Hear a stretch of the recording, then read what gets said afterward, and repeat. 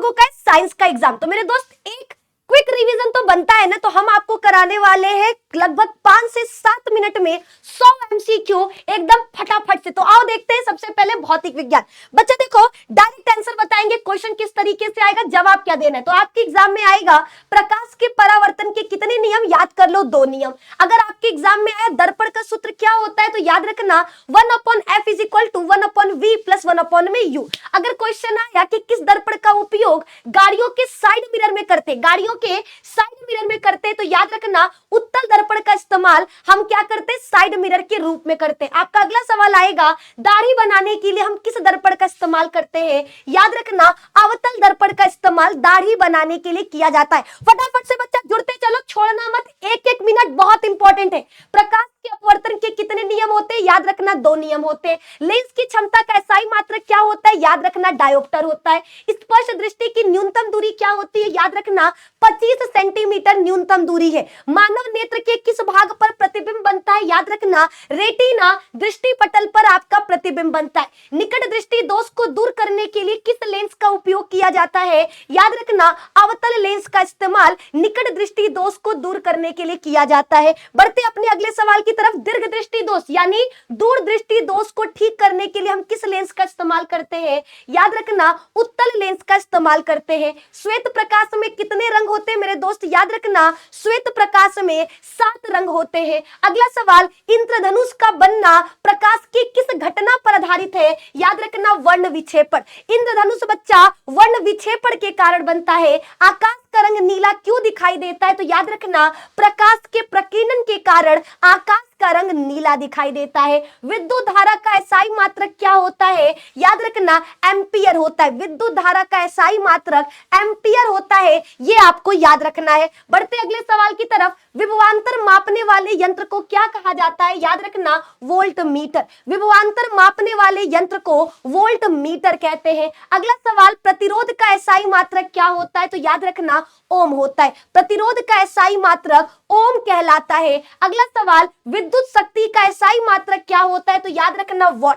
विद्युत शक्ति का एसआई मात्रक वॉट कहलाता है। एक अश्व शक्ति कितने वॉट के बराबर होता है, एक एचपी कितने के बराबर होता है, तो याद रखना 746 वॉट के बराबर होता है। अगला सवाल, विद्युत बल्ब का तंतु किस चीज का बना होता है, याद रखना टंगस्टन का। विद्युत बल्ब का तंतु किस चीज का बना होता है, तो मेरे दोस्त याद रखना टंगस्टन का बना होता है। अगला सवाल, विद्युत फ्यूज किस सिद्धांत पर कार्य करता है, तो याद रखना धारा के उष्मीय प्रभाव पर। विद्युत फ्यूज किस सिद्धांत पर कार्य करता है, धारा के उष्मीय प्रभाव पर। विद्युत धारा उत्पन्न करने वाली युक्ति को क्या कहते हैं, याद रखना जनित्र कहते हैं, जनरेटर कहते हैं। डायनेमो से कैसी धारा प्राप्त होती है, याद रखना एसी और डीसी दोनों। डायनेमो से कैसी धारा प्राप्त होती है, एसी और डीसी दोनों। अगला सवाल, चुंबकीय क्षेत्र की तीव्रता का मात्रक क्या होता है, तो याद रखना टेस्ला। ठीक है, चुंबकीय क्षेत्र की तीव्रता का मात्रक टेस्ला कहलाता है। क्या कहलाता है, टेस्ला कहलाता है। अगला सवाल, सौर सेल और सौर ऊर्जा को किस ऊर्जा में बदलता है। सौर सेल बच्चा सौर ऊर्जा को किस ऊर्जा में बदलने का काम करता है, विद्युत ऊर्जा में। याद रखना हमारा जो सौर सेल होता है वो सौर ऊर्जा को विद्युत ऊर्जा में बदलने का काम करता है। बढ़ते अपने अगले सवाल की तरफ, बायोगैस का मुख्य घटक क्या है, मीथेन। याद रखना बायोगैस का मुख्य घटक क्या होता है, मीथेन होता है।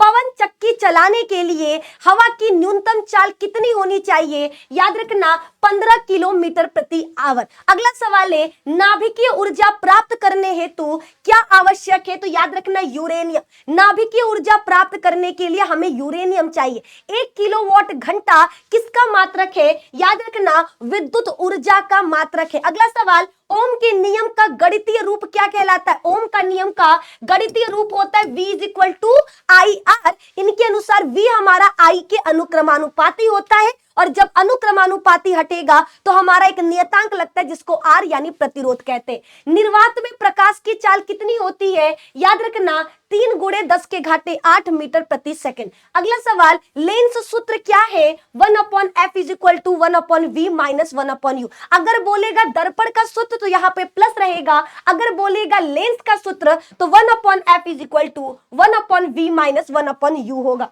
तारों का टिमटिमाना किस कारण से होता है? याद रखिएगा, वायुमंडलीय अपवर्तन के कारण। अगला सवाल है बच्चा, टिंडल प्रभाव क्या है? तो याद रखना, कोलाइडी कणों द्वारा प्रकाश का प्रकीर्णन। ठीक है, कोलाइडी कणों के द्वारा प्रकाश का फैलना, इसी को टिंडल प्रभाव कहते हैं। यहां पर हमने क्या किया, क्विक रिवीजन करा दिया फिजिक्स के टॉप एमसीक्यू क्वेश्चंस का। अब बने रहिए, हम केमिस्ट्री का भी करते हैं बच्चा एकदम खल्लास, और आप मचाओगे साइंस में भौकाल, क्योंकि हम ला दिए साइंस के भी वन लीनियर क्वेश्चन जिससे डायरेक्ट एमसीक्यू बनेगा। पहला सवाल, लोहे पर जंग लगना कैसी अभिक्रिया है? याद रखना, संक्षारण। लोहे पर जंग लगना, इसको संक्षारण कहते हैं। अभिक्रिया पूछेगा तो ऑक्सीकरण अभिक्रिया कहलाएगा। श्वसन, सांस लेना कैसी अभिक्रिया? तो याद रखना, जब हम सांस लेते हैं तो उष्मा निकलता है, और जिस अभिक्रिया में उष्मा निकलेगा हम उसे उष्माक्षेपी कहते हैं। चिप्स की थैली में कौन सा गैस भरा होता है? तो याद रखना, नाइट्रोजन।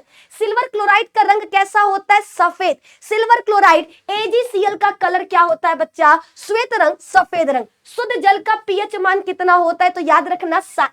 शुद्ध जल का पीएच मान 7 होता है, ये आपका करेक्ट आंसर है। बढ़ते अगले सवाल की तरफ, अम्ल का पीएच मान कितना होता है? तो याद रखना, अम्ल का पीएच मान 7 से कम होता है। अम्ल का पीएच मान 7 से कम होता है। और वहीं पर क्षार का पीएच मान अगर पूछेगा तो याद रखना, क्षार का पीएच मान 7 से अधिक होता है। क्षार का पीएच मान 7 से अधिक होता है। चींटी के डंक में कौन सा अम्ल पाया जाता है? तो याद रखना, मेथेनोइक अम्ल, जिसे फॉर्मिक अम्ल भी कहा जाता है।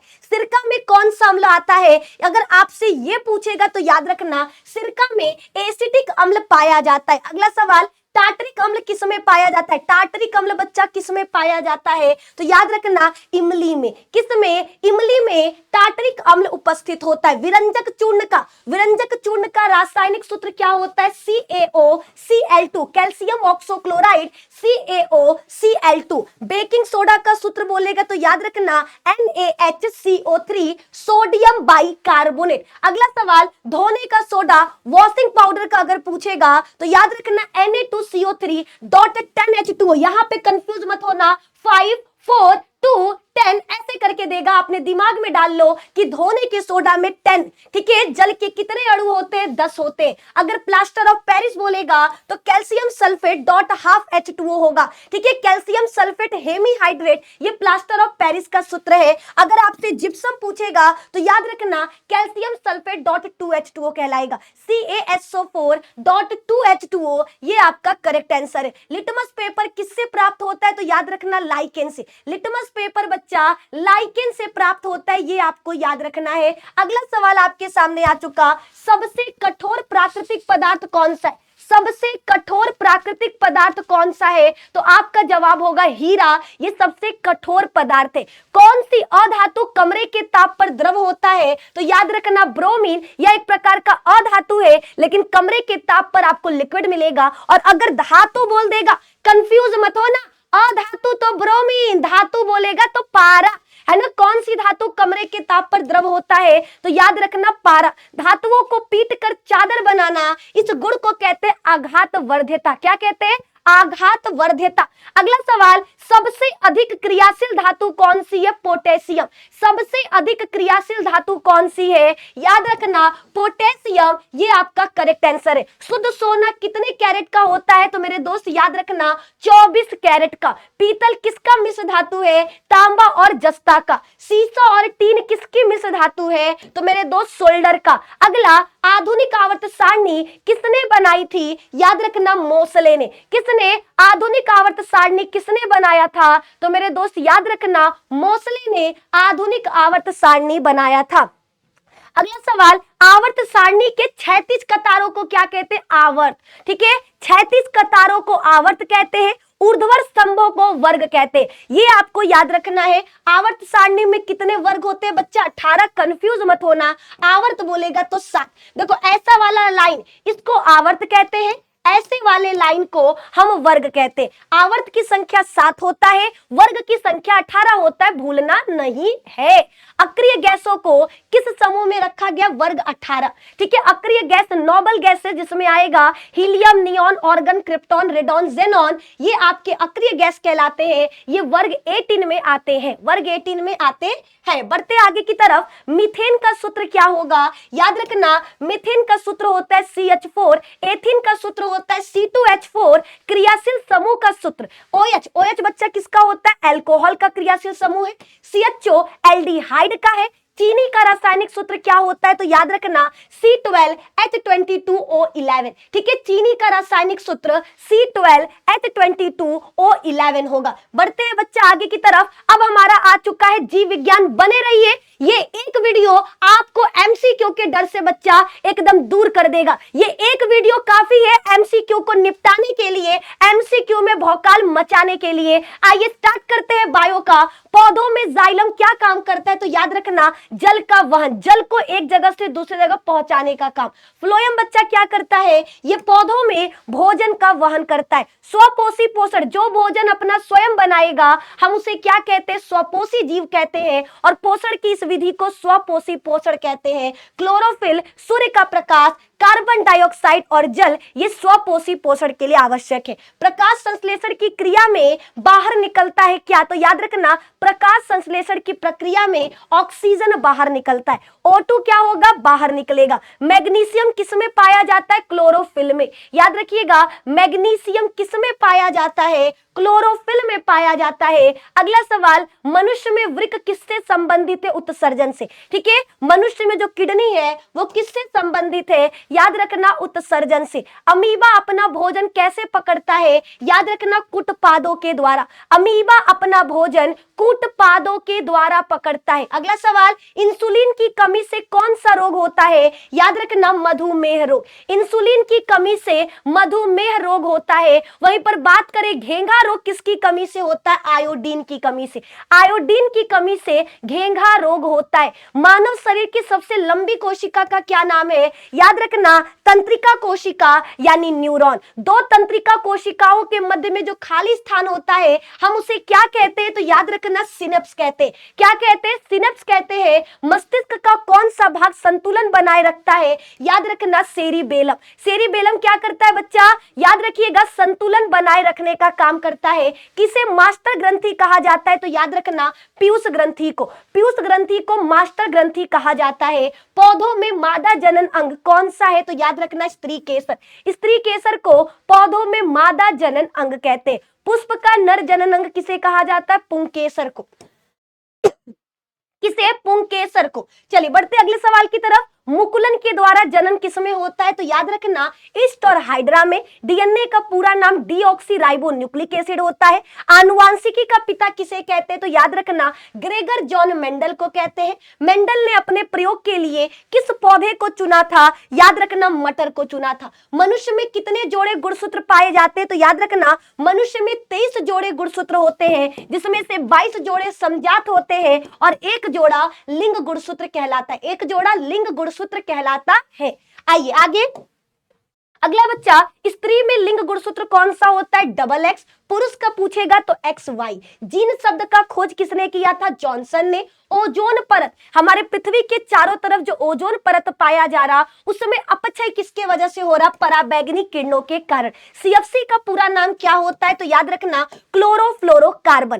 प्राकृतिक संसाधन का एक उदाहरण क्या होगा? वन, कोयला, जल, ये प्राकृतिक संसाधन के एग्जाम्पल है। रक्त का लाल रंग किसकी वजह से होता है? हीमोग्लोबिन के वजह से। एक स्वस्थ मनुष्य का रक्तचाप कितना होगा? 120/80 mmHg। क्लियर? एटीपी का पूरा नाम एडिनोसिन ट्राइफॉस्फेट। परागकोश में क्या पाया जाता है? याद रखना, परागकण।